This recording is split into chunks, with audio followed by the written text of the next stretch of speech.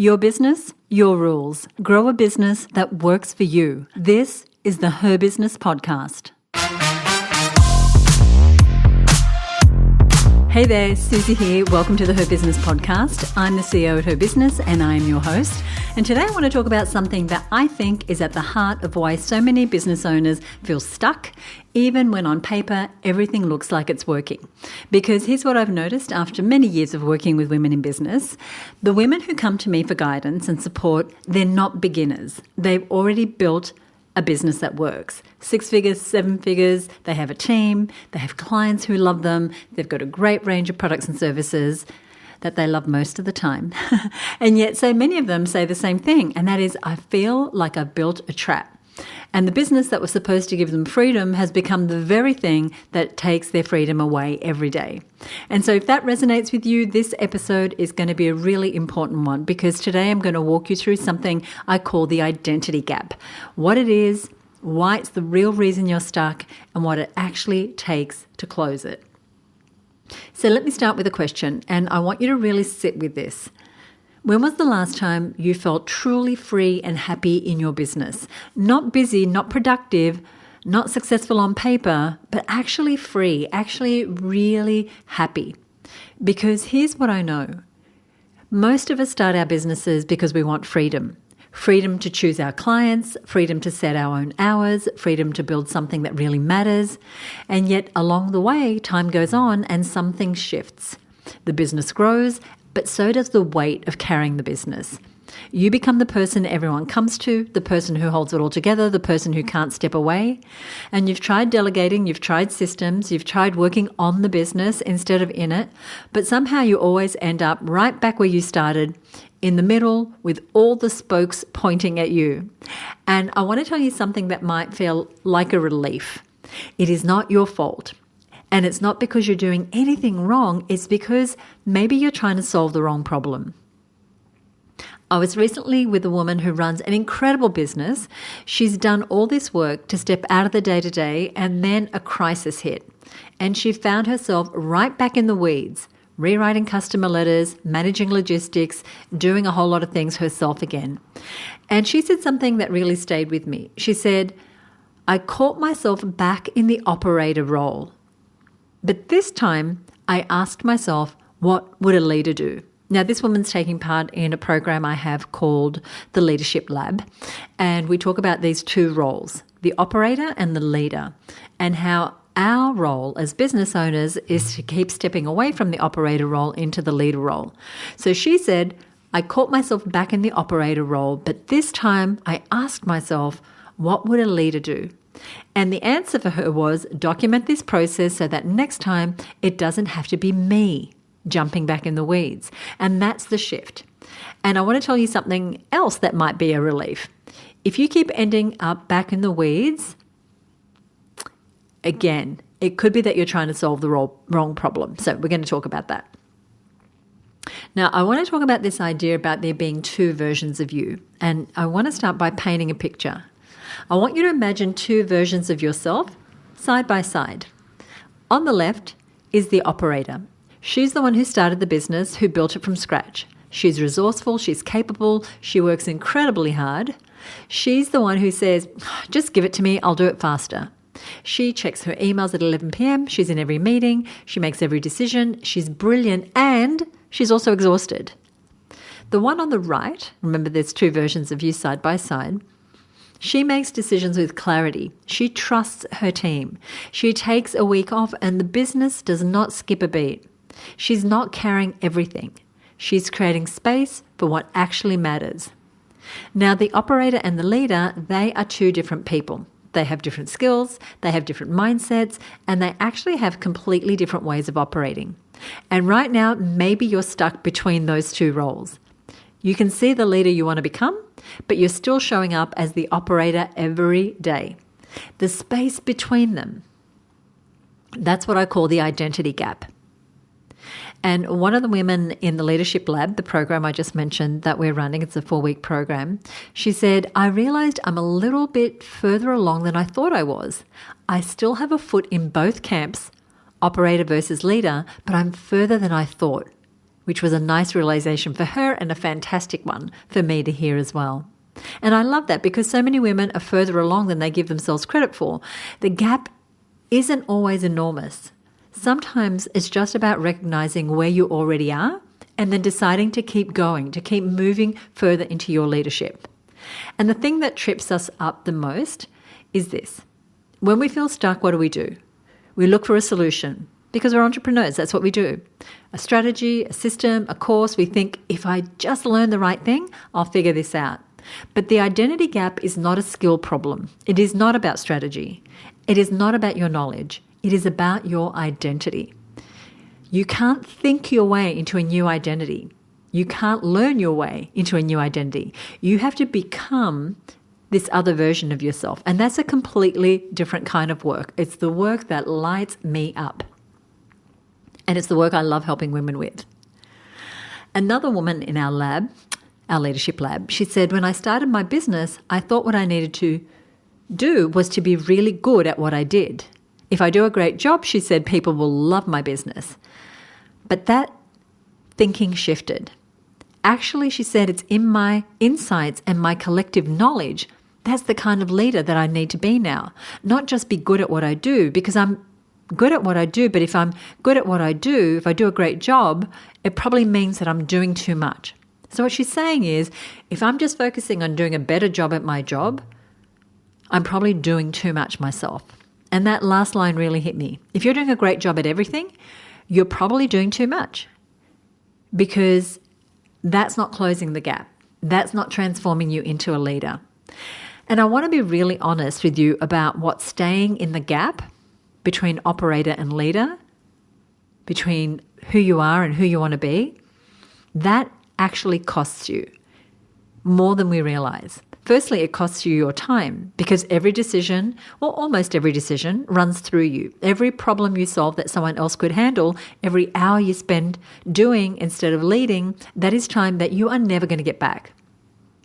Second, it costs you money because a business that depends entirely on you is a business that cannot scale beyond a certain point. You can keep raising your prices, but you are still going to hit a ceiling. We have a member, a beautiful member, who's a fertility specialist. Now, she was doing a whole lot of one-on-one sessions, and her appointment book, it was always full because she's fantastic at what she does. And so I suggested that she raise her prices, and she did. And guess what? Nothing changed. They kept booking. So she raised her prices again, still full. And she realized the issue wasn't her pricing. She was charging a price that people were very happy to pay. It was her business model. She was at capacity. So she changed her business model and she stepped into the identity of someone who didn't only work one-on-one. She started to create leveraged income. And that shift, that was firstly an identity shift. So we talk about the two costs, costing you time, costing you money. The third thing it costs you, being in the gap between the operator and the leader, is that it costs you your energy. The constant mental load, the weight of carrying everything, the exhaustion of being on all the time, it's just not sustainable. And deep down, you and I both know it. And the fourth thing, and this is the one most people don't talk about, is it costs you your joy. Most of us started our business to do work that we love. But when you're trapped in the operator role, it's very hard to feel joyful. You're surviving, you're not thriving. And I want more for you than that. So I want you to listen to this. These are the exact words from one of our clients. Again, this is someone who's working with me on her leadership. And she said, it's given me so much confidence this last week to do things. She said, even having lunch with my mum, I haven't done that in, a year. And somehow I thought, I'm a leader. I can actually do what I want.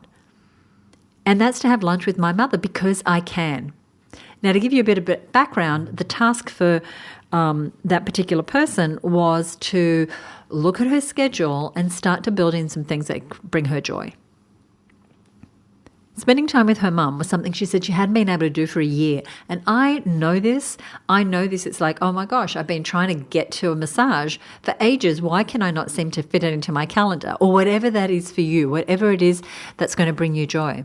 But that one really got me because it shows how deep the gap goes. It's not just about business decisions. It's about giving yourself permission to live the life that you actually want. And when the gap is open, even something as simple as lunch with your mum feels like something you can't afford to do. Who can do that when there's so many people clutching at you or there's so many commitments? Now, I want to tell you a personal story because I think this matters. Now, there was a time when PJ and I were running businesses across the US, New Zealand, and Australia. At the time, we were living in Phoenix in Arizona. So I was stretched across 3 countries and 3 time zones, and I had teams all over. But I was still the one holding it all together. And one day, I collapsed. I was on the phone to my marketing coordinator, Lisa, and mid-sentence, everything just went black. I fell to the floor. PJ heard the thud from downstairs. My body had finally said, enough. And that moment, and I hope you never have that experience, that moment changed everything for me. I realized that I couldn't keep going that way, that the gap between who I was being and who I needed to become as a leader were too big to ignore. And what had to change wasn't my strategy, it wasn't my systems, it wasn't my team, it was me. It was how I operated. It was my identity as the center of my business, the one that does everything, the one that can always be relied on to be working, no matter what time of day or night it is. As I said, I don't want that moment for you. I want you to close the gap before your body forces you to. So from everything I've learned, both from my own journey and from watching thousands of women make this transition from operator to leader, I've identified 4 shifts that women make when they actually close the identity gap. And I call it the LEAD method. And now LEAD is an acronym, and I'm going to walk you through it. The L is for liberate. This is about liberating yourself from an old identity. You have to see the operator identity clearly, who she is, what she believes, how she operates, before you can let her go. We want to thank her for everything that she's done, for bringing you to this point, and then we want to release her because you can't become the leader while you're still holding on to the operator so tightly. So that's the L in the LEAD method. The E is for enroll. This is about enrolling others in your vision. This is the role of a leader. So not adding tasks to others' lists or giving them orders. It's about painting a picture so compelling that people choose to come with you. I can just feel the leverage in what I just said. They want to help you bring your vision to life, not because they have to, but because they're excited about it too. And I'll tell you, this is where so many women get stuck because we're smart, we hold complexity easily, we can see connections that others don't, but when we try to communicate what's in our head, something gets lost. And our team nods politely, but nothing really changes. And eventually we think, oh my gosh, I can only rely on myself. Someone said to me last week, I'm almost apologetic when I ask team members to do things. It's like, oh, sorry to impose on you, can you do some work? And we had a little laugh, but it's so real. Many of us are leading with an apology instead of a direction. Your team doesn't need you to be sorry for asking. They need to know where you're going, why it matters, and what you need from them. So they need to know what is your vision for this project, this quarter, the finances, this marketing, whatever it is, why it matters, and what you need from them. Because people want to be part of something meaningful, but we have to, as leaders, enroll them in that. The A in the LEAD method is for allow. And it might be the hardest one for you high achievers. This is about putting down what isn't yours to carry and allowing others to step up, allowing yourself to really receive support, allowing things to be good enough and not perfect. And if you're getting a twitch just hearing that, stay with me. There's a great line that I love. It's from a book called Buy Back Your Time. And the author says 80% done by someone else is 100% awesome. And as I said, I know that may make you twitch, but think about it this way. Imagine there's 100%. And you handle the first 10%. That's you enrolling people in the vision. Here's what success looks like. Here's what the project is. Here's what the task is, etc. Someone else takes and owns the 80%, or someone's. And you come back for the final 10%. Isn't that better than being 100% responsible for everything every single day? So that is the A in the lead method. And D is for delegate. And I don't mean delegating tasks. Leaders don't just delegate tasks. They delegate outcomes. They build capability in their team members. They create systems and structures where decisions get made without them. And that is how you get your freedom back. Now, understanding these shifts is one thing, these 4 shifts that I mentioned. Liberate, enroll, allow, and delegate. But actually making them, that is something else entirely. And from everything I've seen, there are 3 things you need to actually close the gap. The first is having a framework or a pathway. So not random tactics or general advice, but a structured approach that takes you from operator to leader step by step.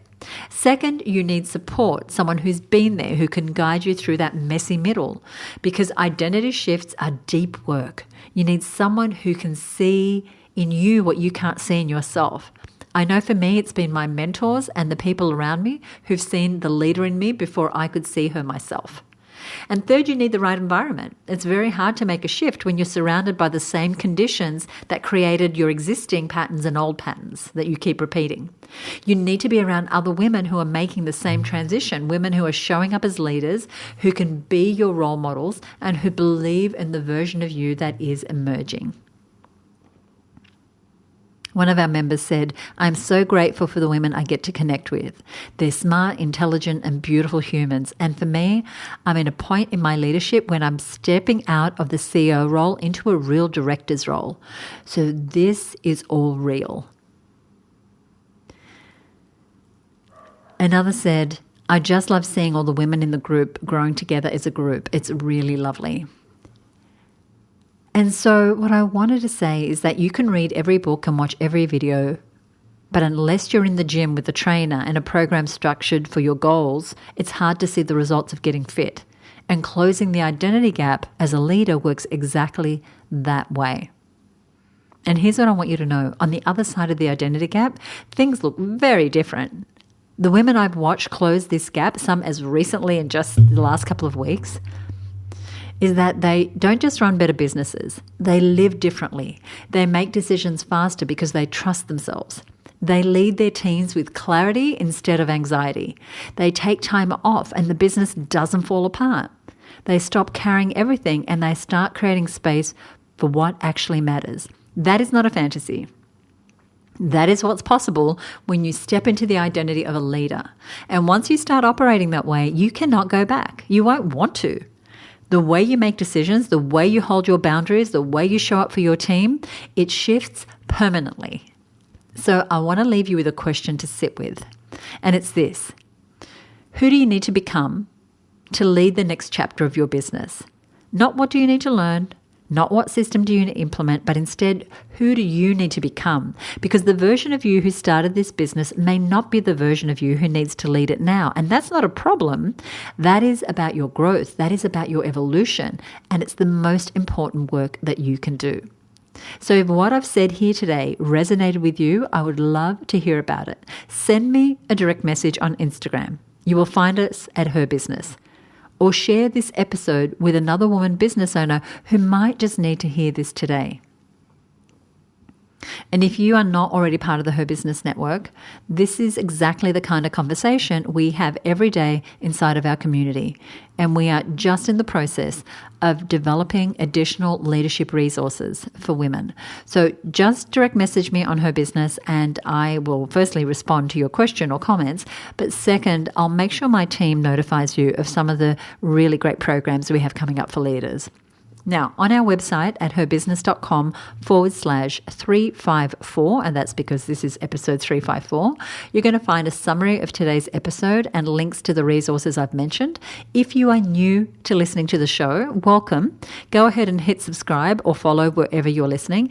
And if you enjoyed this episode, I would love it if you would leave us a rating or review on Apple Podcasts or on Spotify. It really helps women find us. And if you are new to the show, make sure to subscribe wherever you're listening. So thank you so much for being here. Go out there, close the identity gap. I'm here to support you any way that I can. And join us for the next episode for more inspiring stories and lessons from successful female entrepreneurs. Thank you so much for being here. I'll see you next week, right here on the Her Business Podcast. Bye for now.